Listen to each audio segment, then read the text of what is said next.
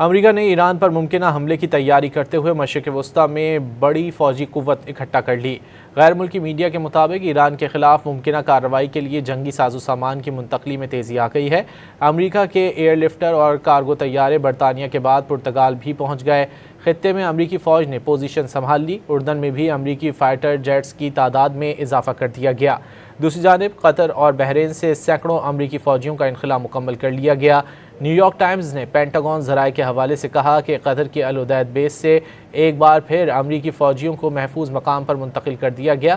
ادھر امریکہ کا سب سے بڑا طیارہ بردار بحری بیڑا جیرالڈ فورڈ کی ایران کی جانب پیش قدمی جاری ہے، جو اب بحیرہ روم تک پہنچ گیا ہے۔ یہ 2003 کے بعد امریکہ کی خطے میں سب سے بڑی عسکری موجودگی ہے۔